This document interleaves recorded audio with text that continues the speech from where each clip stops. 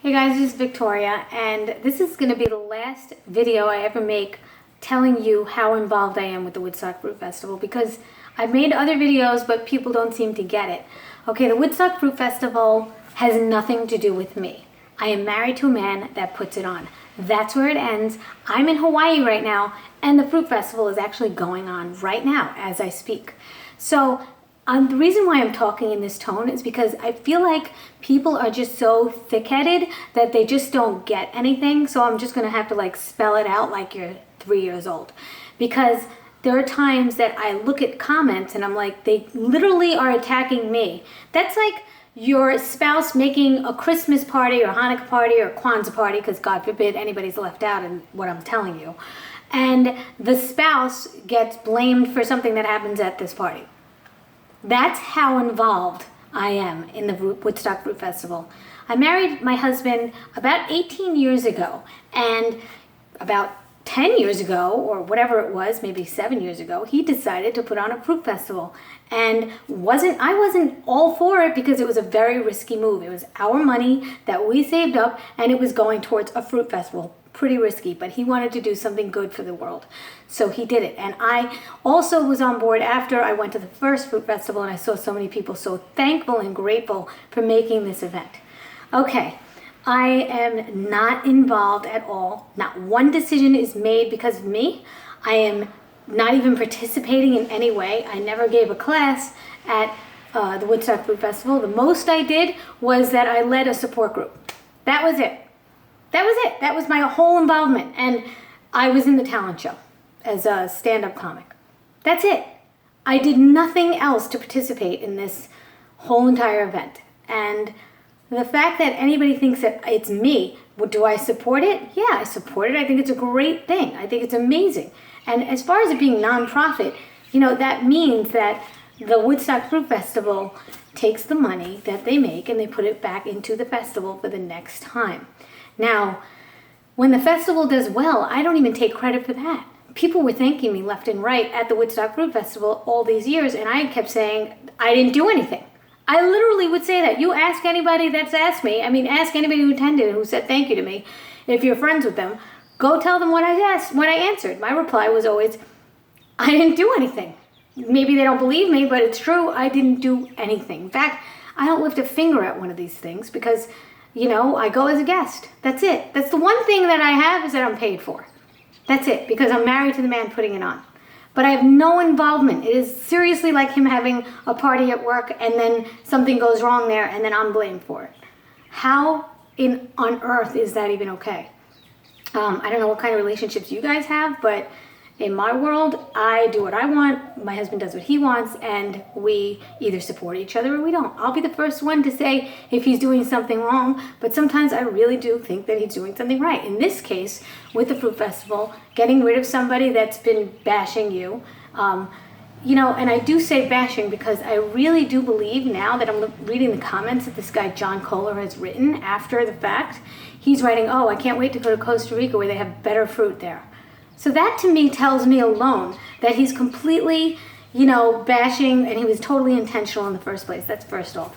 Secondly, if this were any other corporation, any other establishment, and they sponsored somebody like a celebrity, and the celebrity went out and said something negative or even just embarrassed them even without saying anything negative about the company, those sponsors would take away their sponsorship. That's just the way it goes.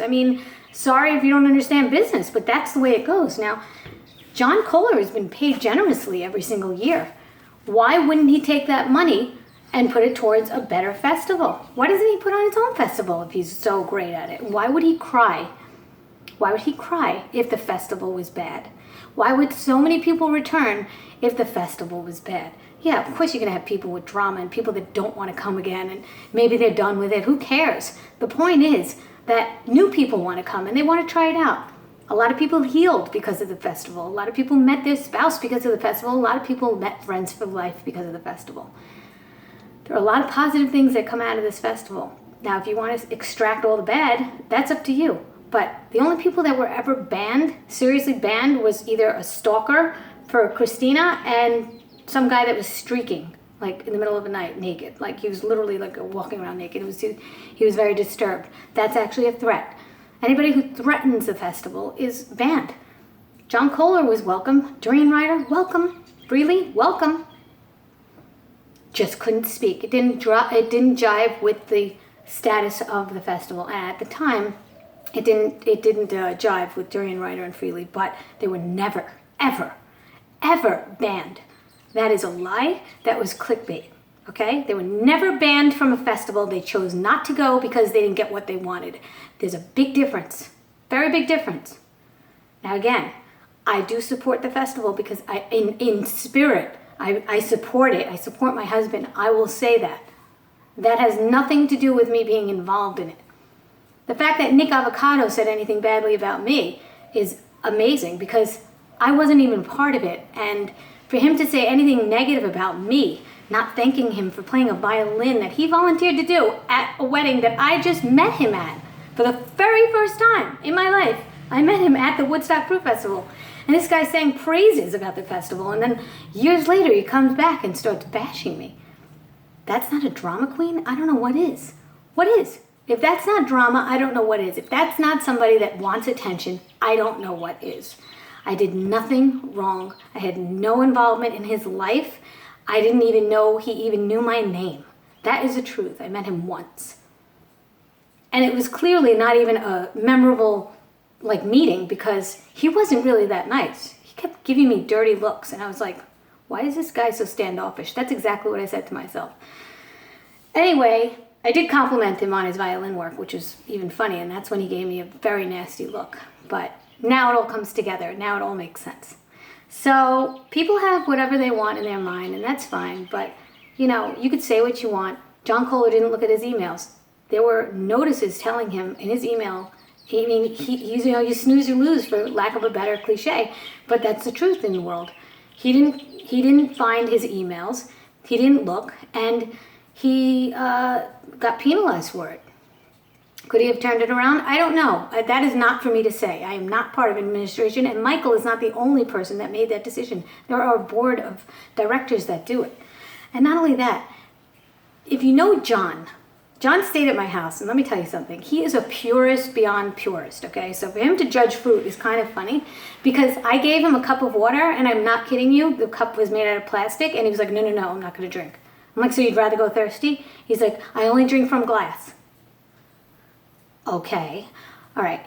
That's his preference. That's fine. But that should tell you something about his bar. He sets the bar really, really high as far as purity goes, and he's extremely thrifty.